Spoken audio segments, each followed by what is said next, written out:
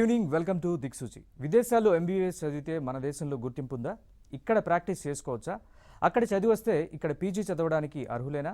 ఇలా సవాలక్ష సందేహాలు మనల్ని ఉక్కిరి బిక్కిరి చేస్తాయి. ఆ దేశంలో చదివితే మంచిది, ఆ కాలేజీలో చేరితే వెల్ అండ్ గుడ్. ఒక్కటేమిటి, అన్ని సందేహాలే. నీట్ ఎగ్జామ్ పాస్ అయితే వెళ్ళాలా? నీట్ రాయకపోయినా వెళ్ళొచ్చా? విదేశీ మెడిసిన్కు వెళ్ళాలంటే నీట్తో పని ఉందా? ఇలా అనేక సందేహాలు. వీటన్నిటికీ సమాధానం కావాల్సిందే. విదేశాల్లో ఎంబీబీఎస్ కోసం 20 ఏళ్లుగా ఒకే కంట్రీ ఒకే క్యాంపస్కు పంపుతున్న సంస్థ ఐఎస్ఎం ఫోకల్ పాయింట్. విదేశాల్లో మెడిసిన్ చదవాలంటే భారత ప్రభుత్వం నేషనల్ మెడికల్ కమిషన్ విధి విధానాల్ని పూర్తిగా పాటిస్తూ వాస్తవిక సమాచారంతో మీ సక్సెస్కు బాటలు వేసే ఆర్గనైజేషన్ ఐఎస్ఎం ఫోకల్ పాయింట్. ఈ సంస్థ డైరెక్టర్ నాగేశ్వరరావు గారు మనతో పాటు స్టూడియోలో ఉన్నారు. వారిని అడిగి మరిన్ని విషయాలు తెలుసుకుందాం. నమస్తే నాగేశ్వరరావు గారు, వెల్కమ్ టు అవర్ ప్రోగ్రామ్ దిక్సూచి అండి. నాగేశ్వరరావు, ముందుగా అసలు విదేశాల్లో మెడిసిన్ చేయాలనుకున్న మన స్టూడెంట్స్కి ఉండాల్సినటువంటి అర్హతలు ఏంటి? అంటే విదేశాల్లో మెడిసిన్ చేయాలన్నా, ఇండియాలో డాక్టర్ కావాలన్నా అర్హతలు ఒకటే ఉన్నాయండి. మనకు ఇంతకుముందు మెడికల్ కౌన్సిల్ ఆఫ్ ఇండియా ఉండేది. ఇప్పుడు దాన్ని నేషనల్ మెడికల్ కౌన్సిల్గా మార్చడం జరిగింది. ఈ నేషనల్ మెడికల్ కమిషను యొక్క విధి విధానాలను అనుసరించి ఒక డాక్టర్గా మనం ఇండియాలో చేయడానికి, విదేశాలకు వెళ్ళడానికి కానీ ఒక ప్రాతిపదికను నేషనల్ మెడికల్ కౌన్సిల్ రూపొందించింది. సపోజ్ ఇండియాలో డాక్టర్ కావాలనుకుంటే మనము +2 ఇంటర్మీడియట్ అయిన తర్వాత మనకున్న వైద్య సీట్ల కొరతతోటి ఫిల్టర్ చేయడానికి నీట్ ఎగ్జామ్ను తీసుకురావడం జరిగింది. ఆల్ ఇండియా లెవెల్లో 1 కంట్రీ 1 ఎగ్జామ్ అనేసి నీట్ ఎగ్జామ్ తీసుకురావడం జరిగింది.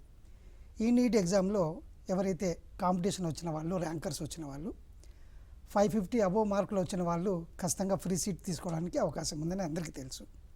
అలాగని 450 మార్క్స్ 550 మార్క్స్ మధ్య ఉన్న వారికి బి కేటగిరీలో సీట్ తీసుకోవడానికి అవకాశం ఉంది. అంటే దగ్గర రమారమి 60 to 70 lakhs ఖర్చుతోటి వాళ్ళ కోర్సు పూర్తయ్యే అవకాశం ఉంది. అంటే బి కేటగిరీ అంటే ఏంటి సార్?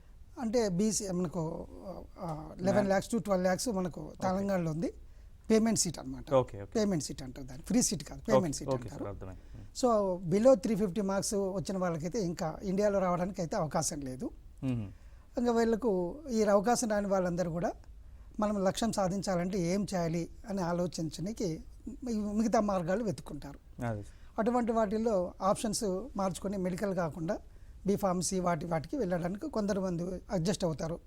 కొందరు మనం లక్ష్యం డాక్టరే కాబట్టి ఖచ్చితంగా మనం మెడిసిన్ చేయాలనుకున్న వారు సెకండ్ ఆప్షన్ విదేశాలకు వెళ్తారు. సో ఇక్కడ ఈ యొక్క సెకండ్ ఆప్షన్ విదేశాలకు వెళ్ళాలన్నా కూడా నీట్లో క్వాలిఫై మార్క్స్ అంతే సంపాదించాల్సిందే. లేదంటే 350 కాదు, కట్ ఆఫ్ ఉంటుంది. సో మినిమం మార్క్స్ అయితే క్వాలిఫై మార్క్స్ ఉంటుంది. అది కూడా మన ఎన్ఎంసీ వాళ్ళే డిక్లేర్ చేస్తారు. ఎవ్రీ ఇయర్ మారుతుందండి, ఎవ్రీ ఇయర్ మారుతుంది. ఫర్ ఎగ్జాంపుల్ లాస్ట్ ఇయర్ అయితే మనము 137 కట్ ఆఫ్ మార్క్స్గా వచ్చింది జనరల్ కేటగిరీకి. 113 వచ్చేసి మనకు రిజర్వేషన్ అంటే SC ST BC వాళ్ళకి వచ్చింది. కానీ ఈ సంవత్సరం కొంచెం పేపర్ టఫ్గా రావడంతో ఈ కట్ ఆఫ్ తగ్గుతుందని ఎక్స్పర్ట్స్ అందరూ ఒపీనియన్ చెప్తున్నారు, అనౌన్స్ చేస్తారు. ఎక్స్పర్ట్స్ ఒపీనియన్ అంటే ఈ సంవత్సరము జనరల్ వాళ్ళకు అంటే రిజర్వేషన్ లేని వారికి రమారమి 125 వరకు కట్ ఆఫ్ రావచ్చని అనుకుంటున్నారు. సో SC ST BC వాళ్ళకు అప్ టు 199 ఆ ప్రాంతంలో రావచ్చు అనే అభిప్రాయం వెలిబుచ్చుతున్నారు సార్. సో ఈ రేంజ్లో ఉన్న వాళ్ళు విదేశాలు వెళ్ళడానికి మొగ్గు చూపినకు అవకాశం ఉంది. అలాగే నాగేశ్వరరావు గారు, అంటే గత ఏడాది నీట్ ఎగ్జామ్లో చాలామంది పాస్ కాకుండా కూడా విదేశాల్లో ఎంబీబీఎస్ జాయిన్ అయ్యారు. సో అది ఎలా సాధ్యమైంది అసలు? యాక్చువల్గా అంటే నీట్ క్వాలిఫై అయిన వారు మాత్రమే వెళ్ళడం అనేది సాంప్రదాయంగా మన ఎన్ఎంసీ వారు ఒక రూల్ తీసుకొచ్చారు. అయితే లాస్ట్ ఇయర్ మనకు కోవిడ్ పాండమిక్ సిచ్యువేషన్ రావడంతో అందరూ మనము కాలేజీల నుంచి రాకుండా ఇళ్లకు పరిమితం అయిపోవడం జరిగింది. సో మొదటి వేవ్లో చాలా ఇబ్బందులు పడడంతో చాలామంది విద్యార్థులకు ఒక భయోత్పాతం కలిగింది.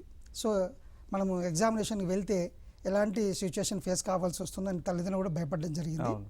అటువంటి టైంలో మనకు వీళ్ళు సెప్టెంబర్ వరకు పొడిగించారు నీట్ ఎగ్జామ్ను. అయితే విదేశాల్లో సెప్టెంబర్ వరకు పొడిగించలేదు, వాళ్ళు ఆగస్టులోనే end of the admissions close చేయడం అనేది ఆనవాయితీగా వస్తుంది. సో దాన్ని బేస్ చేసుకుని చాలామంది పేరెంట్స్ మేము ఇండియాలో చదవము, మేము విదేశాలకే వెళ్తాము కాబట్టి మాకు పర్మిషన్ ఇవ్వండి అని సుప్రీంకోర్టుని అప్రోచ్ కావడం జరగడంతో ఒక 2020-21 అకాడమిక్ ఇయర్ మాత్రము ఈ విధంగా విదేశాలకు మీరు నీట్ ఎగ్జామ్ ప్రాతిపదిక లేకుండా మీరు అటెండ్ కాకపోయినా ఎగ్జామ్లో ఫెయిల్ అయినా మీరు వెళ్ళవచ్చు అనే ఒక అభిప్రాయాన్ని సుప్రీంకోర్టు వెలుబుచ్చింది దాంతోపాటు కండిషనల్గా అభిప్రాయం వెళ్ళిపోయింది. ఏంటంటే ఈ సంవత్సరం మీరు అడ్మిషన్ తీసుకున్నా ఈ అకాడమిక్ ఇయర్ మీరు కంటిన్యూ చేయాలంటే 2021లో జరగబోయే నీట్ ఎగ్జామ్లో మీరు ఖచ్చితంగా ఉత్తీర్ణులు కావాల్సిందే. ఓకే. సో అలా మీరు కాని పక్షంలో మీకు వచ్చిన ఈ సీట్ ఏదైతే ఉందో 2021లో అది మీరు కోల్పోవలసి వస్తుంది అని ఖచ్చితంగా సంకేతాలు ఇచ్చింది. ఓకే. సో ఈ సంవత్సరం అంటే నిన్న రీసెంట్లీ జరిగిన నీట్ జరిగిన ఎగ్జామ్లో ఎవరైతే వితౌట్ నీట్ క్వాలిఫై కాకుండా అడ్మిషన్ తీసుకున్నారో వాళ్ళందరూ ఖచ్చితంగా నీట్ క్వాలిఫై కావాల్సిన అగత్యం ఏర్పడిందండి. అదే సార్. అయితే నీట్ మీరు అన్నట్టుగా నీట్ పరీక్ష పాస్ కావడం అనేది తప్పనిసరి. తప్పనిసరి అండి. సార్ అది ఫారెన్లో విదేశాల్లో ఒక కాలేజ్ని ఎంపిక చేసుకోవాలంటే మనం ఏ అంశాన్ని పరిగణలోకి తీసుకోవాలి అసలు? అంటే విదేశాల్లో మెడిసిన్ చేయాలనుకున్న వారికి కొన్ని అర్హతలు మనకు పూర్వం నుంచి 2002 medical council of India screening test రూల్స్ను మొదటి నుంచి తీసుకొచ్చిందండి. ఓకే. దాని ప్రకారంగా ఈ మధ్య మళ్ళీ మెడికల్ కౌన్సిల్ ఆఫ్ ఇండియాను నేషనల్ మెడికల్ కమిషన్గా మార్చడం జరిగింది, ఎన్ఎంసీగా. ఈ ఎన్ఎంసీ వారు వెబ్సైట్లో ఏ కాలేజీలకు వెళ్ళాలి, ఏ కాలేజీలకు మన ఎన్ఎంసీ గుర్తించింది అనే సమాచారాన్ని పూర్తిగా మెడికల్ కౌన్సిల్ ఆఫ్ ఇండియా ఉన్నప్పుడు వాళ్ళ వెబ్సైట్లో ఉన్నదాన్ని అలాగే డిటోగా తీసుకురావడం జరిగింది. కానీ ఈ మధ్య కొత్తగా వారు ఆ లిస్టును మొత్తము తీసివేసి కొన్ని ప్రమాణికాలు మాత్రమే పెట్టడం జరిగింది. ఇది కొంచెము పేరెంట్ కానీ స్టూడెంట్ కానీ ఇబ్బందికరమే. సో తన యొక్క కోరుకున్న కాలేజీని తనే ఆ యొక్క అర్హత ఉందా లేదా అని సెలెక్ట్ చేసుకోవాల్సిన పరిస్థితి ఈ యొక్క అవకాశం ఏర్పడుతుంది. సో దాంట్లో ఏముంది, ఈ ప్రమాణికాల ప్రకారంగా ఎన్ఎంసీ కొన్ని సూచనలు అయితే ఇచ్చింది, మీరు ఈ సూచనల ప్రకారంగా విదేశాలకు వెళ్ళొచ్చు అనేసి. సో ఏ కాలేజీ మనం సెలెక్ట్ చేసుకుంటున్నామో ఆ కాలేజీ ఏ దేశంలో ఉందో ఆ దేశం యొక్క ప్రభుత్వం గుర్తించిందే ఉండాలి, ఒకటో స్టేజ్గా. ఇక రెండో ప్రమాణికంగా ఆ యొక్క కాలేజీ యొక్క జరుగుతున్న ఏ కంట్రీలో ఉందో ఆ కంట్రీలో మన ఇండియన్ ఎంబసీ ఉంటుంది. ఈ ఇండియన్ ఎంబసీ దాన్ని గుర్తించినా కూడా అది ఓకే అవుతుంది. ఈ రెండు ప్రమాణికాలు మెయిన్గా తీసుకోవడం జరిగిందండి. ఇంతే కాకుండా మూడో ప్రమాణికంగా కూడా ఇంకో సూచన కూడా చేయడం జరిగింది. అదేంటంటే ఆ యొక్క మెడికల్ డిగ్రీని ఏదైతే తీసుకుంటారో ఆ డిగ్రీని ఆ యొక్క ఇండియన్ ఎంబసీ వారు కూడా అటెస్టేషన్ చేయాల్సిన పద్ధతిలో కూడా మనకు జరుగుతుంది. సో అవన్నీ కూడా ఉన్న ఒక కళాశాలను మనం తీసుకోవడము ప్రాతిపదికన ఎన్ఎంసీ వారు మనకు చెప్పడం జరిగిందండి. అంటే మీరు గతంలో పంపించిన కాలేజీ విషయంలో గుర్తింపును ప్రశ్నించాల్సిన పని లేదంటారు? సో అలా ఎందుకు అంటున్నామంటే మేము గత 18 సంవత్సరాలుగా 19 సంవత్సరాలుగా చేస్తూ ఒక స్థాయికి తీసుకొచ్చింది ఐఎస్ఎం ఫోకల్ పాయింట్. సో ఇక్కడ దగ్గర మనము ఈ 19 సంవత్సరాలలో 3000 మంది డాక్టర్స్ను సక్సెస్గా చేసి మన దేశానికి సేవలు అందించడానికి తీసుకొచ్చిన సంస్థ ఇది. సో వీళ్ళందరూ మెడికల్ కౌన్సిల్ ఆఫ్ ఇండియా యొక్క ఫారెన్ మెడికల్ గ్రాడ్యుయేషన్ టెస్ట్ను కూడా సక్సెస్ చేసుకుని గవర్నమెంట్ ఉద్యోగాలు చేస్తూ పీజీలు చేస్తూ మన కళ్ళ ముంగట ఉన్నారు. ఓకే. సో మన భారతదేశ ప్రభుత్వం గుర్తించిన డిగ్రీతోటి వీళ్ళంతా ఉన్నారు. సో అందువల్ల మనం ఖచ్చితంగా ఈ యొక్క రిస్క్ అనేది లేదని చెప్పడానికి మన దగ్గర ఆ సాక్ష్యం ఒకటి ఉంది. రెండోది ఏంటంటే ఈ కొత్త కాలేజీలకు మాత్రమే ఈ రిస్క్ అనేది చాలా ఎక్కువగా ఉంటుంది. సో కొత్త కాలేజీలు కొత్తగా చాలా మట్టుకు ఎంటర్ అవుతున్నాయి అబ్రాడ్ నుంచి కూడా. వీటిలో మనం జాగ్రత్తగా ఉండాల్సిన అవసరం ఉంటుంది. సో వీటిని అప్రోచ్ చేసేటప్పుడు మాత్రము కొంచెం జాగ్రత్త పడాల్సిన పరిస్థితి ఉంటుందండి. దీనికి కూడా ఆ యొక్క కాలేజీలకు మెడికల్ కౌన్సిల్ ఆఫ్ ఇండియా ఇప్పుడు కొత్తగా నేషనల్ మెడికల్ కౌన్సిల్ వీళ్ళకు వీళ్ళ కాలేజీ లిస్టులో ఎన్ఎంసీ లిస్టులో ఉన్నారు అని ఒక ధృవీకరణ పత్రము ఇవ్వడం జరుగుతుంది. ఆ యొక్క ఎన్ఎంసీ ఫోన్ వివరాలు అన్నింటిలో కూడా ఆ ధృవీకరణ పత్రంలో ఉంటాయి. పేరెంట్ ఎన్ఎంసీకి కాల్ చేసి ఈ పత్రంలో ఉన్న ప్రకారం మేము కాలేజీని ఎన్నుకున్నాము అని చెప్తే వాళ్ళు కూడా ఖచ్చితంగా ఆ యొక్క యాక్సెంట్ అనేది తెలియజేస్తున్నారండి. దీన్ని కూడా మనం పరిగణలోకి తీసుకోవాల్సి ఉంటుంది. అంటే మన ఎన్ఎంసీకి అంటే వాళ్ళని అప్రోచ్ వాళ్ళ వెబ్సైట్లో కానీ అలా చెక్ చేసుకోవచ్చు, మనం ఏదైతే కాలేజీని ఎంపిక చేసుకున్నామో వాళ్ళకి అలా గుర్తింపు ఉందా లేదా అని. ఖచ్చితంగా అండి. ఎన్ఎంసీ వెబ్సైట్లో ఉన్న ప్రమాణికాలను పాటించే పద్ధతిలో ఇవి ఉన్నాయో లేవని తెలుసుకోవడానికి అవకాశాలు ఉన్నాయి. సో దీనికి కన్సల్టెంట్ కూడా మనకు సహాయపడతాడు. తను వెళ్తున్న కాలేజీలో ఎన్నుకున్న కాలేజీలో పూర్వ విద్యార్థుల సమాచారం తెలుసుకుని వారితోటి సంప్రదించి వారి యొక్క డిగ్రీ వివరాలు, వారి ఎలిజిబిలిటీకి డిగ్రీ అయిన తర్వాత ఎఫ్ఎంజీ టెస్ట్ క్లియర్ చేసిన తర్వాత ఎంసీఏ డాక్యుమెంట్స్ని ఇవన్నీ వాళ్ళు చెక్ చేసుకునే అవకాశము మాలాంటి సీనియర్ వాళ్ళు తప్పకుండా కలగజేస్తారండి. సార్ అలాగే నాగేశ్వరరావు గారు, మనకి ఇక్కడైతే నీట్ రాయాలి ఎంబీబీఎస్ చేయాలంటే, లేదంటే రిజర్వేషన్స్ ఇట్లాంటివన్నీ ఉన్నాయి. సో ఫారెన్లో మన రిజర్వేషన్స్ ఏమైనా అప్లై అవుతాయా, ఎట్లా ఉంటుంది అక్కడ? అంటే ఫారెన్లో వచ్చినప్పటికీ ఏ రిజర్వేషన్స్ అప్లై కావండి. వాళ్ళకి బేసికల్గా స్టూడెంట్ క్వాలిటీ మనకు ఎన్ఎంసీ ప్రకారంగా నీట్ క్వాలిఫై అవ్వడాలు ఎంత మాత్రం చూస్తారు. నీట్ క్వాలిఫై కాని వారికి కొన్ని కంట్రీస్లో వీసా ప్రాసెస్ కూడా చేయడం లేదు. సో ఆ వీసా ప్రాసెస్కు ఇది ఒక నీట్ అనేది ఒక తొలిమెట్టుగా భావించడం జరుగుతుంది. సో నీట్ అనేది ఇంపార్టెంట్ తప్ప కుల మతాలు రిజర్వేషన్లు ఇటువంటివి ఏమీ లేవండి. ఎడ్యుకేషన్ స్కిల్స్ మాత్రమే ఒక కొలబద్దగా చెప్పాల్సి వస్తుంది. రైట్ నాగేశ్వర గారు, సో ఐఎస్ఎం ఫోకల్ పాయింట్ మీరు చెప్పినట్టుగా గత అంటే దాదాపుగా 20 ఏళ్లుగా మీరు ఈ సర్వీస్ చేస్తున్నారు, విదేశాలకి విద్యార్థుల్ని పంపుతున్నారు. ఇంకా ఎటువంటి ఐఎస్ఎం ఫోకల్ పాయింట్ గురించి ఇంకా ఏ అంశాలు పరిగణలోకి తీసుకోవాలి? అంటే ఐఎస్ఎం ఫోకల్ పాయింట్ గురించి పరిగణలోకి తీసుకోవాల్సింది మెయిన్ ఇంపార్టెంట్ సర్వీస్ అండి. యాక్చువల్గా ఒక ఐఎస్ఎం ఫోకల్ పాయింట్ ఒక కన్సల్టెంట్గా అనే కంటే ఒక యూనివర్సిటీ పార్ట్నర్గానో యూనివర్సిటీ షేర్ హోల్డర్గానో భావించాల్సి వస్తుందండి. ఎందుకంటే ఒక స్టూడెంట్ అడ్మిట్ అయిన తర్వాత కన్సల్టెంట్ పాత్ర ఏది ఉండదు, కాలేజీ టేకప్ చేస్తుంది. బట్ ఇక్కడ ఐఎస్ఎం ఫోకల్ పాయింట్ యూనివర్సిటీలో కూడా తన రోల్ ప్లే చేస్తుంది. యూనివర్సిటీ క్యాంపస్లో స్టూడెంట్తో పాటు ఉంటూ ఒక ఫెసిలిటీస్ అన్నింటిలో కూడా వాళ్ళకి కావాల్సిన అన్ని ఒక సర్వీసెస్లోనూ తన ఇన్వాల్వ్మెంట్ యూనివర్సిటీ క్యాంపస్లోనే ఒక రిప్రజెంటేటివ్ తరఫున ఉంటూ, అంటే యాక్చువల్ చెప్పాలంటే నేనే స్టూడెంట్స్తో పాటు వెళ్ళడం జరుగుతుందండి. నా స్టాఫ్ ద్వారా అందరినీ కూడా అక్కడ కంట్రోల్ చేస్తూ స్టూడెంట్కి ఆల్ సర్వీస్ ఇవ్వడం అనేది జరుగుతుంది. అంతేకాకుండా ఇండియాకు వచ్చిన తర్వాత ఏదైతే ఎఫ్ఎంజీ టెస్ట్ క్లియర్ చేయవలనో, ఇప్పుడు 2023 నుంచి నెక్స్ట్ ఎగ్జామ్ వస్తుంది, నేషనల్ ఎగ్జిట్ టెస్ట్ వస్తుంది. సో దానికి ప్రిపేర్ చేయడం అనేది ఐఎస్ఎం ఫోకల్ పాయింట్ ద్వారానే జరుగుతుంది. అంటే ఇది స్క్రీనింగ్ టెస్ట్కి దాని బదులా పెట్టారా లేదా ఎట్లా సార్? ఇది అంటే యాక్చువల్గా మనకు 2017 వరకు ప్రతి స్టేటు మెడికల్ సీట్లను సెలెక్ట్ చేయడంలో ఎంసెట్ని పెట్టేది. అవును. సో ఆ వన్ ఇండియా వన్ ఎగ్జామ్ అనేటట్టుగా ఇప్పుడు నీట్ తీసుకురావడం జరిగింది.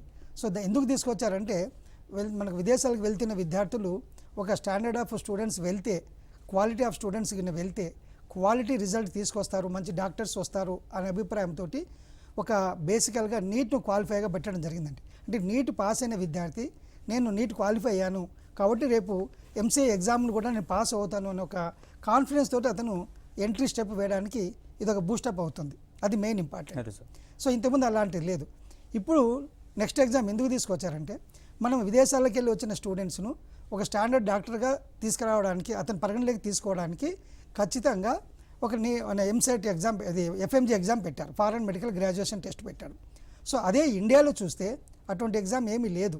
సో ఇప్పుడు ఏ కేటగిరీ, బి కేటగిరీ, సి కేటగిరీలో వాళ్ళ జాయిన్ అయ్యి అడ్మిషన్స్ తీసుకుని మెడిసిన్ కంప్లీట్ చేసిన వాళ్ళలో same standard of quality of education ఉండడం అనేది ప్రమాణికాలు పడిపోతున్నాయి అనేది మన ప్రభుత్వం పరిగణలోకి తీసుకుని ఇండియాలో చదువుతున్న విద్యార్థులను కూడా ఒక స్టాండర్డ్ ఆఫ్ డాక్టర్గా ఉన్నారా లేదా అని పరిశీలించాలనే ఉద్దేశంతో అబ్రాడ్ ఎడ్యుకేషన్కి వచ్చిన వరకు ఎలా మనం ఫిల్టర్ చేస్తున్నామో ఇండియాలో విద్యార్థులు కూడా అలాగే మనము స్క్రీనింగ్ చేయాలి, క్వాలిటీ డాక్టర్స్ను మన సమాజానికి ఇవ్వాలి అనే ఉద్దేశంతో రేపు 2023 నుంచి నేషనల్ ఎగ్జిట్ టెస్ట్ అని పెట్టడం జరిగిందండి. అంటే ఇప్పుడు మనం 2018 నుంచి జాయిన్ అయిన విద్యార్థులు బయటికి వచ్చేటప్పుడు ఇది మ్యాండేటరీగా 2023లో రాయబోయే ఎగ్జామ్తో ఫస్ట్ బ్యాచ్ బయటకు వస్తుంది. అంటే ఇది నేషనల్ ఎగ్జిట్ టెస్ట్, అంటే ఫైనల్ ఇయర్ వచ్చేటప్పుడు ఎగ్జిట్ అయ్యేదన్నమాట. అంటే ఏదైతే 4 years తర్వాత 5th yearలో ఎగ్జామ్ రాస్తారో వాళ్ళకి ఎగ్జామ్, ఫైనల్ ఎగ్జామ్ అది నేషనల్ ఎగ్జిట్ టెస్ట్ రూపకంగా రాయడం జరుగుతుంది. అబ్రాడ్ నుంచి వచ్చే వాళ్ళు కూడా అదే ఎగ్జామ్ పార్టిసిపేట్ చేస్తారు, ఇద్దరికి కామన్ ఎగ్జామ్ ఉంటుంది. సో ఇంతకుముందు ఉన్న వ్యత్యాసం ఏదైతే ఉందో, అబ్రాడ్లో చదివిన విద్యార్థులు మాత్రమే ఈ యొక్క ఎఫ్ఎంజీ టెస్ట్ ఉంది, మాకు లేదే అనే ఫీలింగ్ వీళ్ళకు ఉండేది. మాకు ఎగ్జామ్ లేదు కదా, మేము ఈజీగా పాస్ అవుతున్నామనే ఒక ఈ పద్ధతి ఇక్కడ ఉండేది ఇండియాలో చదువుతున్న వారికి. అది అబ్రాడ్ నుంచి వచ్చిన వాళ్ళకు మేము మాత్రం ఎగ్జామ్ రాస్తున్నామే, మా స్టాండర్డ్ చూస్తున్నారు కదా, వాళ్ళ స్టాండర్డ్ చూడడం లేదే అనే ఫీలింగ్ ఒకటి ఉండేది. ఇప్పుడు ఆ ఫీలింగ్ లేకుండా అందరూ సమానంగానే అబ్రాడ్ వెళ్ళినా ఇండియాలో చదివినా అందరూ కూడా ఎగ్జామ్లో పార్టిసిపేట్ అవుతున్నారు, కానీ కనుక ఎవరికి ఎలాంటి తేడా లేదనే భావన ఇప్పుడు అందరికీ కలుగుతుందండి. రైట్ నాగేశ్వర గారు, మనం అసలు చిన్న బ్రేక్ తీసుకుందాం. బ్రేక్ తర్వాత మీరు ఐఎస్ఎం ఫోకల్ పాయింట్ తరపున ఏ దేశాలకు స్టూడెంట్స్ని పంపిస్తున్నారు వివరాలు చెప్తారు. కానీ సో దిక్సూచిలో ఇప్పుడు ఒక చిన్న విరామం తీసుకుందాం. చూస్తూనే ఉండండి ఏబిఎన్.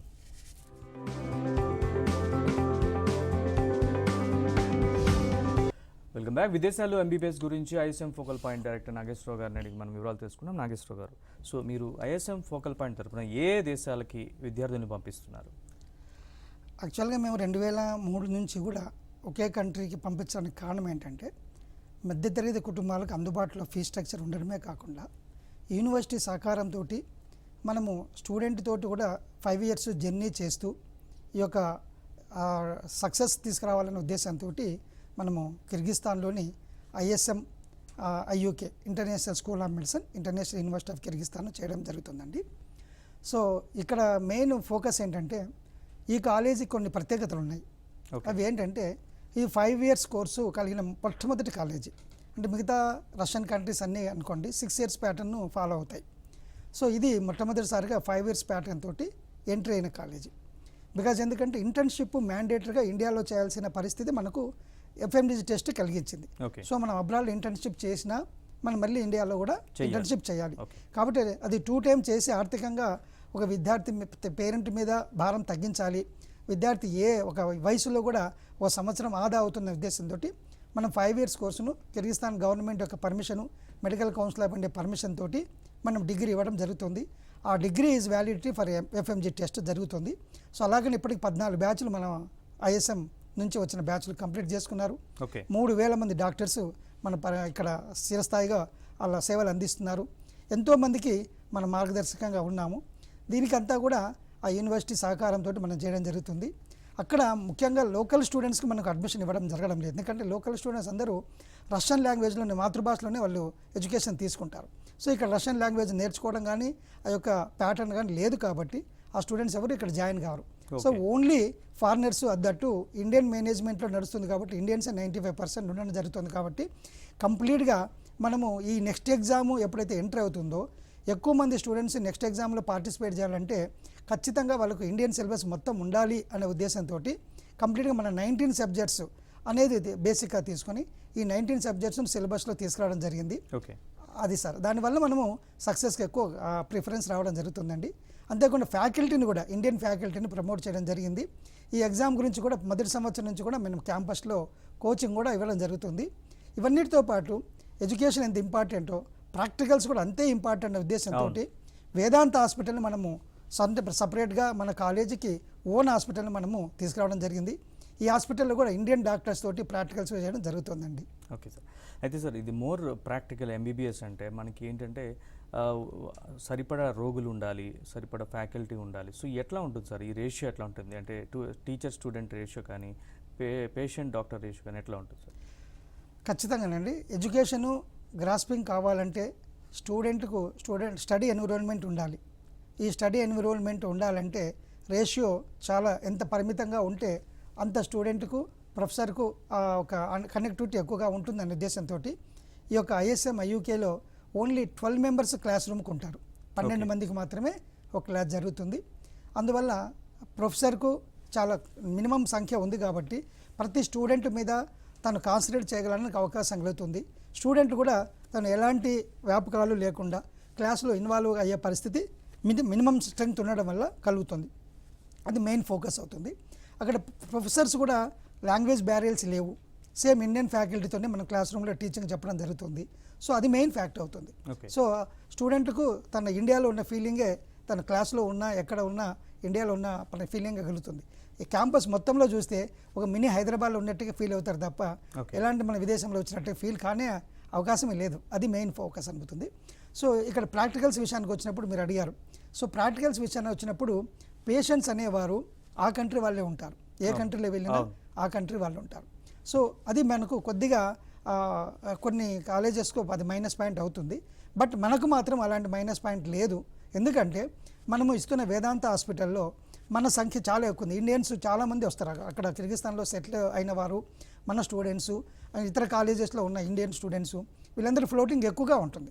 సో దాంతో మనకు ఇండియన్ పేషెంట్స్ మీద ఇండియన్ డాక్టర్స్ తోటి మన ప్రాక్టికల్ చేయడం జరుగుతుంది. అంతేకాకుండా మన ఐఎస్ఎం తరఫున మేము మా స్టూడెంట్స్ అందరికీ ఒక ప్రత్యేకమైన సర్వీస్ ఇవ్వడం జరుగుతుంది. అదేంటంటే రేపు రాబోతే నేషనల్ ఎగ్జిట్ ఎగ్జామ్ పూర్తిగా మన ఇండియన్ సిలబస్ మీదనే ఉంటుంది కాబట్టి ఎక్కువ మార్క్స్ స్కోర్ చేయాలంటే ప్రాక్టికల్ నాలెడ్జ్ ఎక్కువ ఉండాలి అనే ఉద్దేశంతో మన ఐఎస్ఎం తరఫున హైదరాబాద్లో తరగతులు కూడా నిర్వహించడం జరుగుతుంది సమ్మర్ వెకేషన్స్లో. సో ఆ శిక్షణా తరగతులు 1 month ఉంటాయి. ఈ సమ్మర్ వెకేషన్స్ 2 months ఉంటాయండి. ఈ 2 monthsలో 1 month నేషనల్ ఎగ్జిట్ టెస్ట్ గురించి కోచింగ్ ఇవ్వడం జరుగుతుంది. మిగతా 1 month వాళ్ళకు క్లినికల్ రొటేషన్స్, అబ్జర్వేషన్స్ ఇవ్వడం జరుగుతుంది మన హాస్పిటల్స్లో. హైదరాబాద్లో, తెలంగాణ వాళ్ళకి అందరు హైదరాబాద్లోను, ఆంధ్రప్రదేశ్ వారికి విజయవాడ, విశాఖపట్నము, పెద్ద క్యాపిటల్ సిటీస్లో, వీటన్నిటిలో కాస్మోపాలిటన్ సిటీస్ అన్నింటిలో కూడా మనం వాళ్ళకు క్లినికల్ అబ్జర్వేషన్షిప్ ఇవ్వడం జరుగుతుంది. సో దానివల్ల ప్రాక్టికల్స్లో కూడా ఫుల్ నాలెడ్జ్ తీసుకోవడానికి మనం అవకాశం కల్పించడం జరుగుతుందండి. రైట్ సార్, అయితే మనకి ఇక్కడ మన దేశంలో ప్రైవేట్లో కానీ చేయాలంటే ఎంబీబీఎస్ చాలా ఖర్చుతో కూడుకున్న వ్యవహారం. సో అక్కడ ఎలా ఉంటుంది సార్, ఫీజ్ స్ట్రక్చర్ ఎట్లా ఉంటుంది, ఏమైనా స్కాలర్షిప్స్ లాంటివి ఉంటాయా, లోన్స్ లాంటివి ఉంటాయా కోర్స్ కంప్లీట్ చేయడానికి? స్కాలర్షిప్స్ మన ప్రభుత్వాలు ఇస్తున్నాయండి, వీకర్ సెక్షన్స్కి ఇస్తున్నాయి. అండ్ కాలేజీలో కూడా మెరిట్ స్కాలర్షిప్స్ ఉన్నాయి. మెరిట్ స్టూడెంట్స్కు మనము స్కాలర్షిప్ ఇవ్వడం జరుగుతుంది. అంతేకాకుండా ఇక మన స్టూడెంట్ యొక్క లెవెల్ని బట్టి మనము ఒక్కొక్క లెవెల్లో first year, second year, third year టాపర్స్ని సెలెక్ట్ చేసేసి వాళ్ళకు కొన్ని మెరిట్గా మనం స్కాలర్షిప్స్ ఇవ్వడం జరుగుతుంది. వీటన్నిటికీ సంబంధించిన వివరాలు కింద కనిపిస్తున్న ఫోన్ నెంబర్తో మీరు కాల్ చేస్తే మా వాళ్ళని ఎక్స్ప్లెయిన్ చేస్తారు. ముఖ్యంగా ఫీజు వివరాలు అడిగారు. ఇది మధ్యతరగతి కుటుంబానికి అందుబాటులో ఉంటున్న ఫీజ్ స్ట్రక్చర్ అని చెప్పాను. జస్ట్ రమారమి 2,50,000 సంవత్సరానికి కాలేజీ ఫీజు ఉంటుంది. అంటే ప్రమాణం 12 లక్షల నుంచి 13 లక్షల పూట 5 years కోర్స్ ఎడ్యుకేషన్ ఫీజు ఉంటుంది. మిగతా ఖర్చులు అన్నీ కలుపుకుంటే 20 lakhsలో అయిపోయేటట్టుగా బడ్జెట్తో కలిగిన కాలేజీ మనకు ఐఎస్ఎంలో ఉంది. సో మిగతా ఇంకా ఏవైనా వివరాలు కావాలంటే మాకు చాలా బ్రాంచెస్ కూడా ఉన్నాయి. విజయవాడ, విశాఖపట్నము, తిరుపతి, కర్నూలు వీటన్నిటిలో కూడా మన బ్రాంచెస్ ఉన్నాయి. గుంటూరులో కూడా మన బ్రాంచ్ ఓపెన్ చేయడం జరిగింది రీసెంట్గా. సో హైదరాబాద్లో కేంద్ర కార్యాలయం అమీర్పేటలో ఉంది. వీటన్నిటిలో పేరెంట్స్ వాకిన్ అవుతుంటారు. వాకిన్ అయిన వారందరికీ కూడా మేము ప్రతి విషయము ఫస్ట్ ఎక్స్పెండిచర్ నుంచి లాస్ట్ ఎక్స్పెండిచర్ వరకు fee, accommodation, food, travel expenses, even packet money, health expenses ఇవన్నిటితో కలిగిన పూర్తి బడ్జెట్ ఎక్స్ప్లెయిన్ చేయడం జరుగుతుందండి. అంతేకాకుండా సీనియర్ పేరెంట్స్ యొక్క రెఫరెన్స్ నెంబర్సు, ఆల్రెడీ చదువున్న డాక్టర్స్ నెంబర్సు ఇచ్చి వాళ్ళకి డౌట్స్ అన్ని వివరాలన్నీ క్లియర్ చేయడం జరుగుతుంది. పాస్పోర్ట్ దగ్గర నుంచి కూడా ప్రతి ఒక్క సర్వీసు మేమే కంప్లీట్ చేసి స్టూడెంట్ను కాలేజీ చేర్పించి అక్కడ కోర్సు పూర్తయ్యే వరకు వెంటనే ఉంటే సర్వీస్ మన దగ్గర ఉందండి. Right sir. అలాగే ఫుడ్ అండ్ అకామిడేషన్కి సంబంధించి ఎట్లా ఉంటుంది సార్ అక్కడ? అంటే ఐఎస్ఎంలో కొన్ని ప్రత్యేకతలు ఉన్నాయి సార్.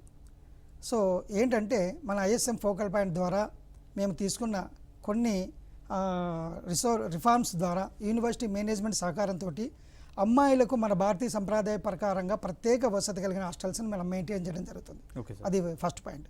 అమ్మాయిలు ప్రత్యేక వసతి కలిగిన హాస్టలే కాకుండా వాళ్ళ కేర్ టేకర్స్ కూడా మన సౌత్ ఇండియన్ ఉమెన్ ఒక తల్లి లాంటి ఏజ్ కలిగిన వారిని వాళ్ళ కేర్ టేకర్స్గా అక్కడ ఉంచడం జరుగుతుంది. హోమ్లీ అట్మాస్ఫియర్ పెట్టి వాళ్ళకు కేర్ తీసుకోవడం జరుగుతుంది. ఫుడ్ విషయంలో కూడా స్టడీ వాళ్ళు క్లియర్గా చేసుకోవాలంటే, ఇన్వాల్వ్ కావాలంటే హోమ్ సిక్నెస్ ఉండకూడదు. సో ఫుడ్ కూడా మంచి ఎనర్జెటిక్ ఫుడ్ ఇవ్వాలి అనే ఉద్దేశంతో కంప్లీట్గా మన Indian food, that south Indian food ఇవ్వడం జరుగుతుందండి. మన చెఫ్స్ని ఎక్కడి నుంచి తీసుకెళ్ళి అక్కడ ప్రొవైడ్ చేస్తూ కంప్లీట్ తెలుగు భోజనం ఇవ్వడం జరుగుతుంది. సో ఫుడ్ విషయంలో కానీ, హాస్టల్ విషయంలో కానీ, మా కేర్ విషయంలో కానీ ఎలాంటి స్టూడెంట్కి కానీ పేరెంట్స్కి కానీ టెన్షన్ ఫ్రీగా ఉండి చదువులో ఇన్వాల్వ్ అయ్యేటట్టుగా స్టడీ ఎన్విరాన్మెంట్ మా క్యాంపస్లో ఇవ్వడం జరుగుతుందండి. Right sir. అలాగే ఒక స్టూడెంట్ యొక్క ప్రోగ్రెస్ని, అది ఎలా చదువుతున్నాడు, ఏంటి, ఈ వివరాలన్నీ కూడా మీ తరపున ఏమైనా పేరెంట్స్కి ఎలా అందిస్తారు వాళ్ళకి? ఖచ్చితంగానండి. ఎవ్రీ సెమిస్టర్కు మనకు ప్రోగ్రెస్ ఇవ్వడం జరుగుతుంది. ఇయర్లీ 2 సెమిస్టర్స్ ఉంటాయి. ప్రతి సెమిస్టర్కు 5 months ప్రోగ్రామ్ ఉంటుంది.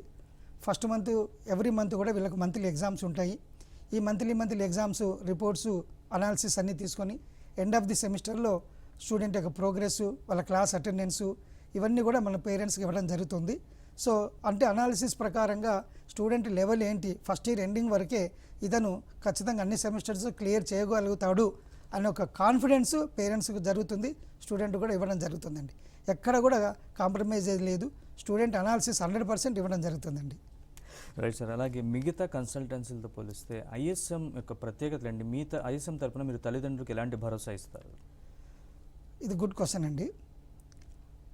మొదలే చెప్పాను, ఇది 19 సంవత్సరాలు సీనియర్ కంప్లీట్ చేసుకుని 20 సంవత్సరంలో ఉన్న ఐఎస్ఎం ఫోకల్ పాయింట్ అండి. ఇంత లాంగ్ జర్నీలో మాకు 3,000 మంది డాక్టర్స్ కలిగిన సంస్థ, అంటే 3,000 కుటుంబాలు మాతో కలిసి జర్నీ చేస్తున్నాయి. ఒక ఎంబీబీఎస్ అంటే కిర్గిస్తాన్ అంటే ఐఎస్ఎం అని మా పేరెంట్స్ మాకు ఇచ్చిన పేరు. సో దాని సార్థకతకు ప్రతిబింబమే ఐఎస్ఎం అండి. సో ఇక్కడ ముఖ్యంగా చెప్పాలంటే మీకు కరోనా టైంలో మేము తీసుకున్న ఏ అయితే ప్రికాషన్స్ ఉన్నాయో అవే సాక్షిభూతం అండి. మిగతావన్నీ ఎవరైనా చేయగలరేమో కానీ ఇది ఎవరూ చేయలేని పని. అసాధ్యాన్ని సుసాధ్యం చేయించడం జరిగింది. ఎలా అంటే కరోనా టైంలో పాండమిక్ సిచ్యువేషన్లో మార్చి నుంచి జూన్ వరకు మనం అకాడమిక్స్ ఇయర్ కంప్లీట్గా కూడా ఎక్కడ డిస్టర్బెన్స్ లేకుండా అన్ని కాలేజీలాగా ఇళ్ళకి వెళ్ళిపోమని చెప్పకుండా స్టూడెంట్స్ అందరినీ అక్కడే క్యాంపస్లో ఉంచి, హాస్టల్స్లో ఉంచి వాళ్ళ హెల్త్ కేర్ తీసుకొని పేరెంట్స్ సపోర్ట్ తోటి వాళ్ళందరికీ ధైర్యం చెప్పి అకాడమిక్స్ ఆన్లైన్లో కంప్లీట్ చేసి ఎగ్జామ్స్ కూడా క్లియర్ చేసిన తర్వాత మన కిర్గిస్తాన్ యొక్క ప్రభుత్వం యొక్క సహకారము, మన రాష్ట్ర ప్రభుత్వము, కేంద్ర ప్రభుత్వం యొక్క సహకారంతో 36 స్పెషల్ ఫ్లైట్స్ వేసి స్టూడెంట్స్ అందరినీ ఖచ్చితంగా డెస్టినేషన్ వరకు తీసుకొచ్చి వాళ్ళ district head quarters quarantine space వరకు తీసుకొచ్చి వాళ్ళని క్షేమంగా చేర్చిన సంస్థ ఐఎస్ఎం అండి. ఇదే సాక్షిభూతం అండి. చాలా సర్వీస్ చేశారు. Thank you sir. Thank you. Right sir, చివరిగా అయితే మీరు అంటే అడ్మిషన్స్ గురించి ఏం చెప్పాలనుకున్నా? ఎప్పుడు అడ్మిషన్స్ ఎప్పటి వరకు ఉంటాయి, ఏంటి, ఎప్పుడు క్లోజ్ అవుతాయి, లాస్ట్ డేట్ ఎప్పుడు? యాక్చువల్గా ఇంటర్మీడియట్ ఎగ్జామ్స్ కంప్లీట్ చేసిన తర్వాత ఎవరైతే నీట్ క్వాలిఫై అయ్యారో ఒకసారి నీట్ క్వాలిఫై అయితే వాళ్ళకి 3 years వ్యాలిడిటీ ఉంటుందండి. అంటే 2019లో క్వాలిఫై అయిన వారు, 2020లో క్వాలిఫై అయిన వారు already 2 times long term, 1 time long term చేసిన వాళ్ళు అడ్మిషన్స్ తీసుకుంటున్నారు. సో ఇప్పుడు నీటుకి కూడా రాబోతుంది తొందరలో. సో అఫిషియల్కి రాకపోయినా అన్అఫిషియల్గా కీ అంతా సర్క్యులేట్ అవుతుంది.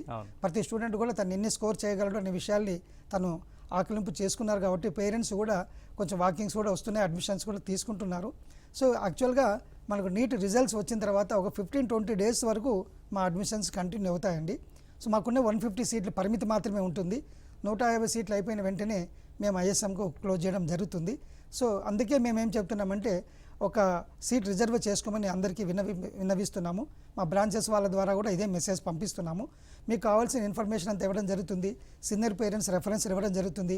పూర్తి వివరాలు తెలుసుకున్న తర్వాత మీరు సీట్ రిజర్వ్ చేసుకోండి. 150 అడ్మిషన్లు అయిన తర్వాత మీకు అడ్మిషన్ ఇవ్వలేకపోవడానికి మేము ఆసక్తిని చూపాల్సి వస్తుంది. కాబట్టి సో అడ్మిషన్లు ఎంత తొందరగా క్లోజ్ అయితే అంత తొందరగా క్లోజ్ చేయాలని భావిస్తున్నాము.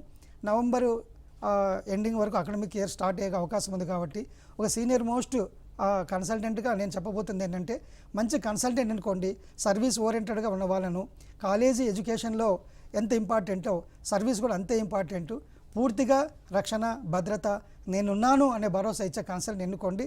తప్పకుండా మీ లక్ష్యాన్ని సాధించుకునే అవకాశం కలుగుతుందని భావిస్తున్నాను. Thank you very much Nageshwar. కిర్గిస్థాన్లో ఎంబీబీఎస్కి సంబంధించి చాలా వివరంగా మాకు అందజేశారు details. Thank you very much. ఇది వాటి దిక్సూచి. మరో టాపిక్తో మళ్ళీ కలుద్దాం. చూస్తూనే ఉండండి ABN.